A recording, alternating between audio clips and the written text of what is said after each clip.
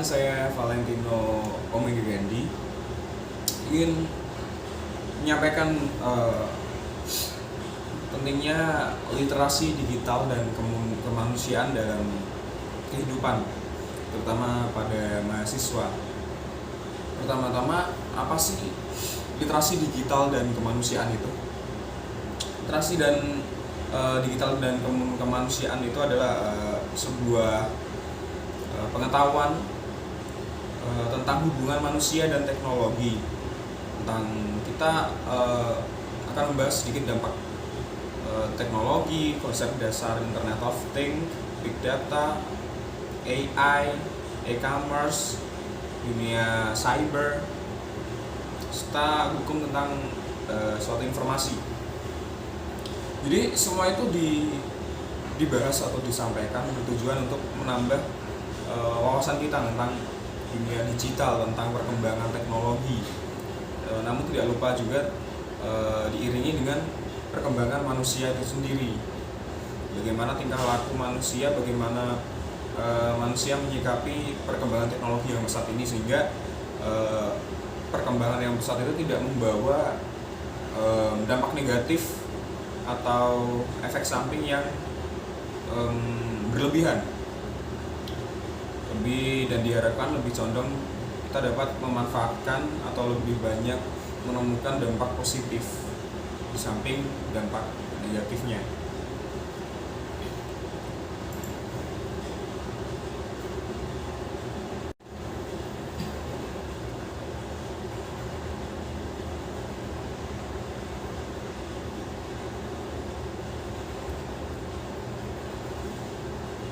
Society 5.0 dan Revolusi Industri 4.0.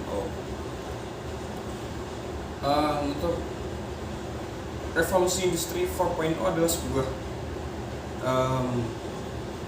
kebijakan atau konsep di mana pekerjaan manusia itu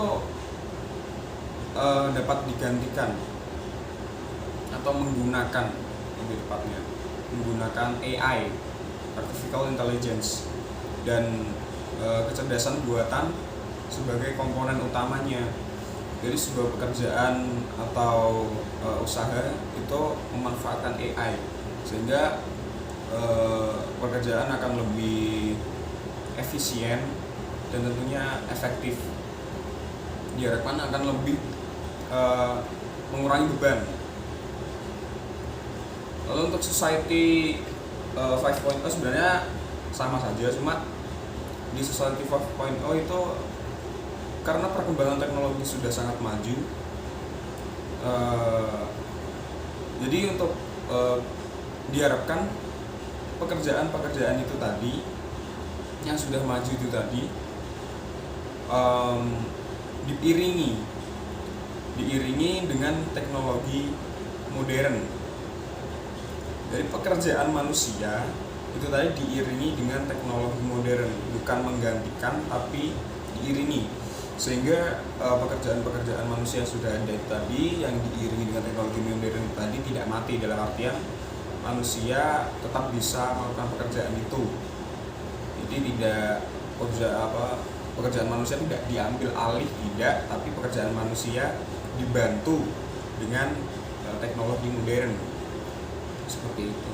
Dan dari era society ini, dari 1.0, 2.0, 3.0, 4.0 sampai 5.0 mengalami beberapa perubahan yang tentu saja menyempurnakan seperti layaknya Revolusi Industri 4.0, di mana untuk revolusi industri yang ini yaitulah perkembangan atau peningkatan yang baik, sehingga lebih menuju ke efisiensi dan efektivitas dalam bekerja.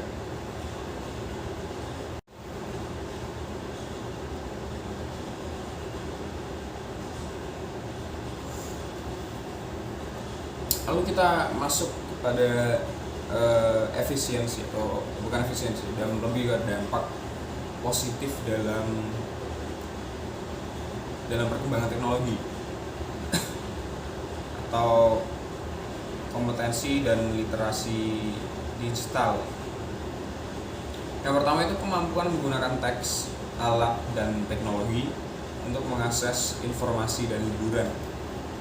Benar sekali, informasi dan dunia hiburan sekarang dengan mudahnya diakses atau dicari atau ditemukan dalam sosial media istilahnya, sehingga tidak ada lagi kata untuk wah aku kurang informasi, karena informasi sulit didapat, karena informasi itu tidak sembarangan orang dapat mencari. Itu kesalahan besar, karena dari pengetahuan atau dari ilmu terkecil sampai ilmu terkompleks pun dapat dicari melalui media sosial seperti YouTube, seperti mungkin dari Facebook, Instagram. Karena untuk contoh Instagram atau Facebook banyak user atau akun-akun yang memang secara spesifik menyajikan ilmu pengetahuan. Dia berusaha untuk memberi pengetahuan, dia berbagi ilmu kepada para pengikutnya. Jadi itulah kemudahan atau dampak positif yang pertama yang diberikan oleh perkembangan teknologi yang saat ini. Yang kedua, kecakapan dalam berpikir kritis, menganalisis dan mengevaluasi data.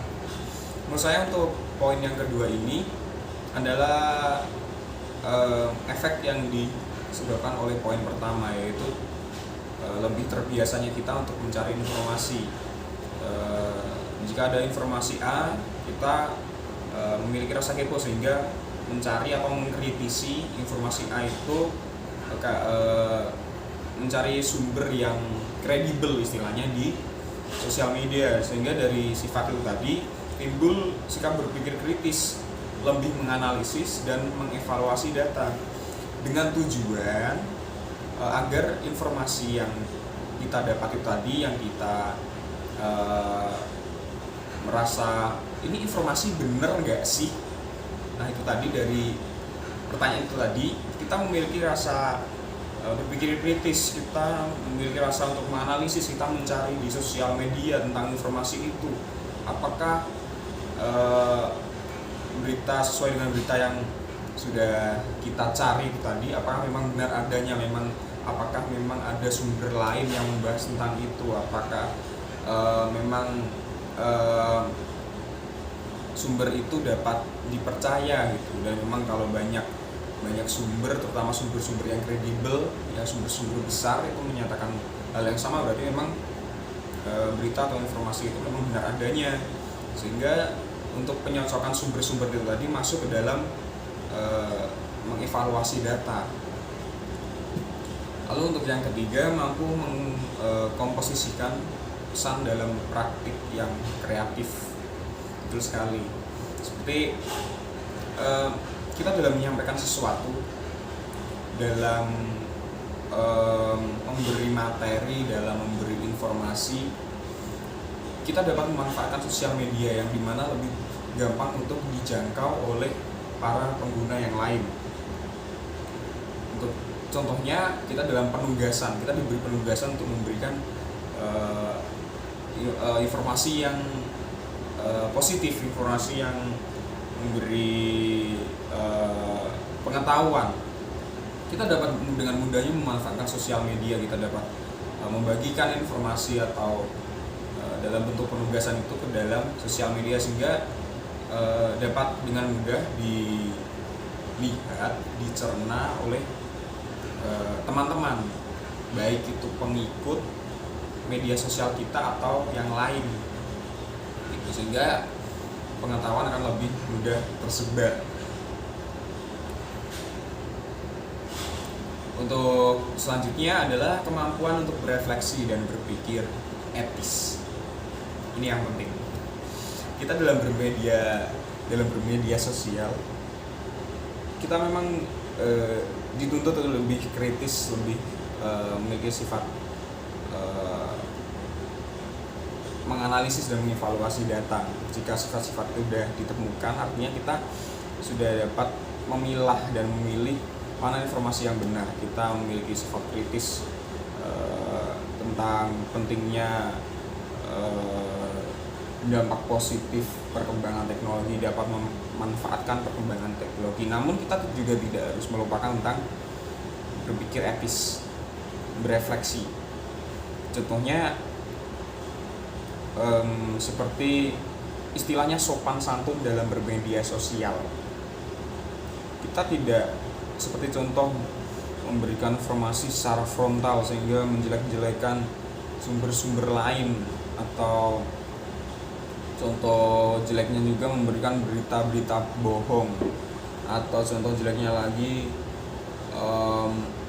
memanfaatkan kekuatan media sosial untuk menyerang suatu individu atau kelompok. Itu menurut saya suatu hal yang tidak etis, sehingga menyalahgunakan media sosial itu sendiri. Selanjutnya, berpartisipasi aktif dalam aksi sosial baik secara individual ataupun usaha kolaborasi dengan berbagai pihak. Jadi dalam bermedia sosial itu sesuai dengan namanya, media sosial atau sosial media itu adalah tempat melakukan sosialisasi. Sebenarnya kita dapat berkomunikasi, dapat bertanya kabar, itu selain untuk mencari sumber informasi, karena kita dapat menemukan teman-teman baru atau teman-teman yang sudah lama yang dengan jarak yang jauh dapat dipererat kembali. Itu tadi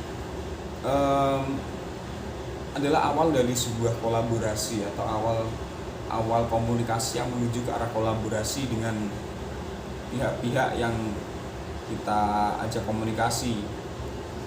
Di lain sisi kita untuk mempererat hubungan, kita pasti ada satu atau dua tujuan. Selain mempererat hubungan, ada pula untuk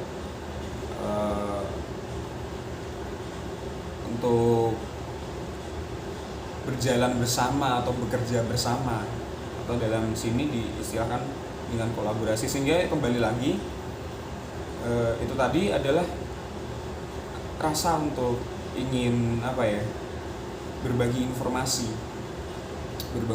sehingga memudahkan kita untuk mengajak kolaborasi atau memudahkan kita untuk bersosialisasi, mencari partner istilahnya. Jadi sosial media itu tadi membuat kita untuk berpartisipasi aktif dalam sosial media itu. Lalu selanjutnya adalah IoT atau Internet of Things, di mana sebuah konsep di mana suatu objek memiliki kemampuan untuk mentransfer data melalui jaringan tanpa memerlukan interaksi manusia ke manusia atau manusia ke komputer. Jadi konsep Internet of Things adalah segala aktivitas, segala usaha, segala pekerjaan itu dibarengi atau dipermudah dengan adanya perangkat-perangkat yang terhubung dengan internet, sehingga mempermudah aktivitas kita gitu. Keberadaan seperti perangkat keras seperti mobile phone, seperti sensor atau perangkat lunak, seperti aplikasi-aplikasi yang kita gunakan, itu hampir semuanya sekarang dikendalikan oleh internet. Contoh saja kita dalam membuat tugas, kita menggunakan aplikasi Google Form atau menggunakan aplikasi Word yang memanfaatkan save data melalui cloud, atau jadi tidak secara fisik dokumen itu disimpan, tapi secara digital, sehingga tidak akan khawatir dokumen itu hilang asalkan kita tahu di mana akun yang menyimpan dokumen tersebut. Itu cloud save. Jadi sesederhana menyimpan data itu dapat dilakukan menggunakan internet yang jauh lebih aman. Dan semuanya itu adalah konsep dasar dari Internet of Things,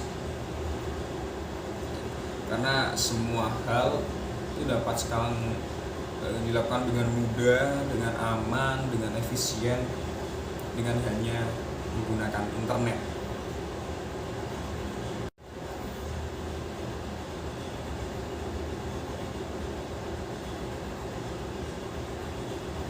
Selanjutnya kita akan membahas tentang AI atau Artificial Intelligence.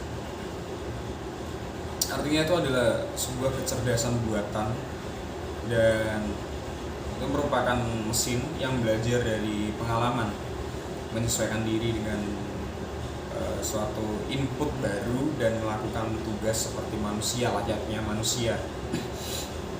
Jadi untuk AI itu ada istilah program yang suatu kecerdasan buatan, itu artinya kecerdasan yang dibuat menggunakan program. Itu tadi diharapkan dapat melakukan hal-hal yang sama seperti yang dilakukan manusia, sehingga menyambung ke revolusi industri 4.0, di mana pekerjaan-pekerjaan manusia itu dapat dilakukan juga oleh robot istilahnya, atau oleh AI, sehingga pekerjaan-pekerjaan itu akan bisa terbantu istilahnya, mempermudah pekerjaan manusia. Seperti AI itu diharapkan dapat memodelkan atau mengaplikasikan proses-proses berpikir manusia, dapat mendesain mesin agar dapat menirukan perilaku manusia, cuma itu yaitu robot gitu. Jadi dalam tujuan AI itu sendiri sebenarnya memiliki tujuan yang positif, membuat mesin menjadi lebih pintar, memahami apa itu kecerdasan, membuat mesin lebih bermanfaat.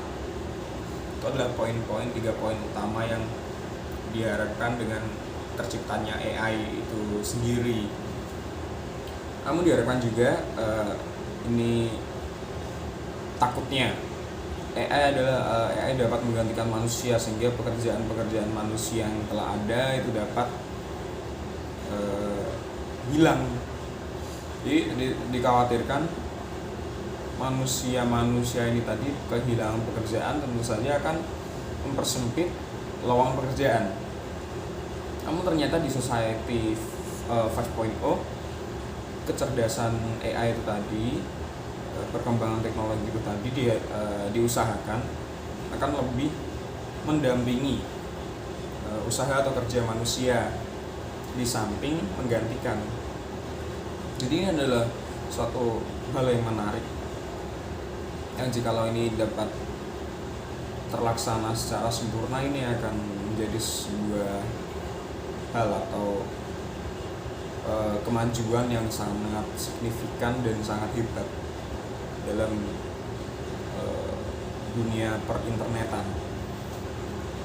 Dan untuk saat ini juga sudah terjadi sebenarnya, bahwa pekerjaan-pekerjaan seperti pembuatan suatu barang di pabrik itu sudah menggunakan mesin, sehingga perakitan atau pembuatan itu sudah mesin yang melakukan, sehingga pekerjaan manusia lebih ke pengecekan atau apapun itu yang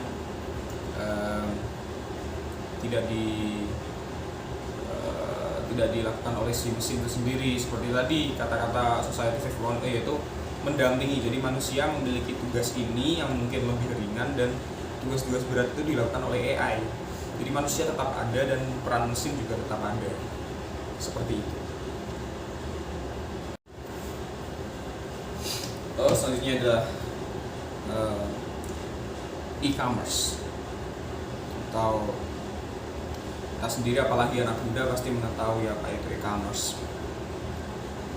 Adalah sebagai transaksi komersial yang tersedia secara digital antara lintas organisasi atau perusahaan maupun individu.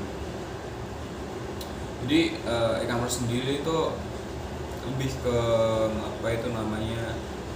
sebuah transaksi jual beli yang dilakukan secara digital atau digitalisasi transaksi, dan proses yang terjadi dalam perusahaan itu tadi melibatkan sistem informasi yang dikendalikan oleh perusahaan sendiri. Jadi dalam e-commerce memiliki itu juga sangat membantu kita, terutama anak muda, dalam memenuhi kebutuhan kita gitu. Dapat mencari barang dengan mudah di internet, dapat mencari keinginan, dapat mencari sumber informasi termasuk buku atau hal-hal yang lain dalam internet melalui e-commerce itu sendiri, seperti pasar-pasar atau aplikasi pemasaran digital tentang e-commerce. Dan banyak jenis-jenis tipe e-commerce dalam konektivitas pasar. Di antaranya ada business to customer, consumer, business to business, consumer to consumer, social e-commerce, mobile e-commerce, dan local e-commerce.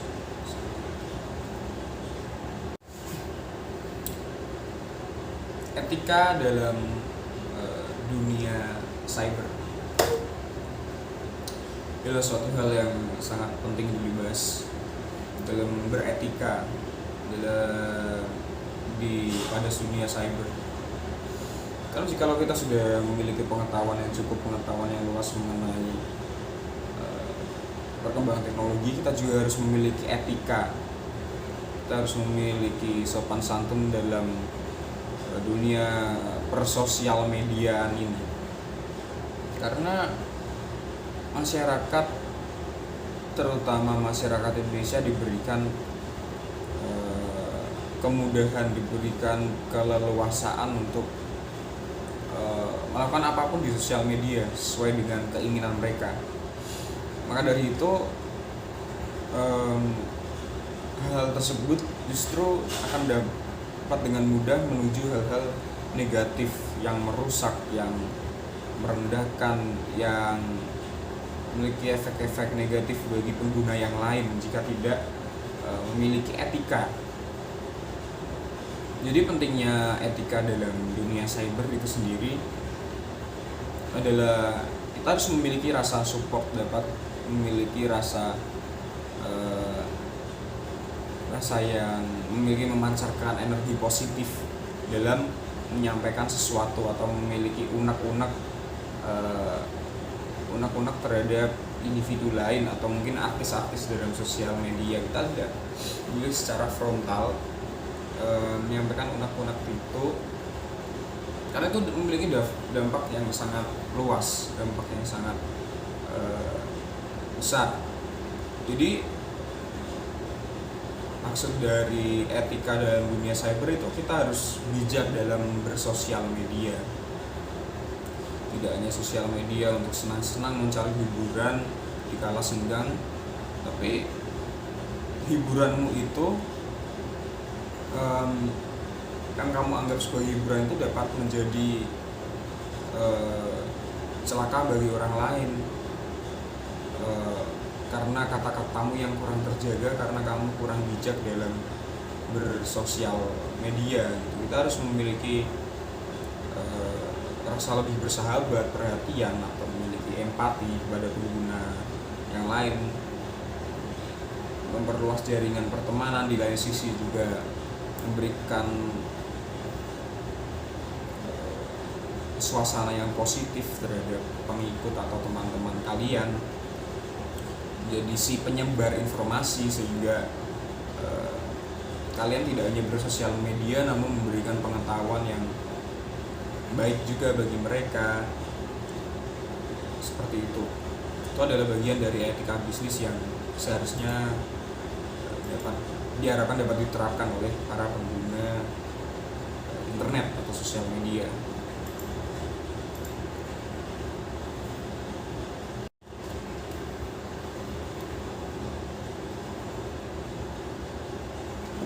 tadi adalah rangkuman-rangkuman materi tentang bab 1 sampai bab 7 tentang literasi digital kemanusiaan. Dari itu tadi poinnya adalah perkembangan teknologi itu sangat baik, sangat memiliki dampak positif bagi kehidupan manusia, mempermudah pekerjaan manusia, mempermudah usaha manusia, juga memunculkan hal-hal baru yang tidak terpikirkan sebelumnya. Namun di lain sisi kita juga harus memiliki etika dan sopan santun dalam menyikapi perkembangan teknologi itu tadi. Kalau tidak, itu malah berubah dari hal-hal positif itu tadi menuju hal-hal negatif. Jadi kita tetap harus memiliki pengetahuan yang luas tentang teknologi, juga memperhatikan etika dan sopan santun dalam menerapkan atau menyampaikan atau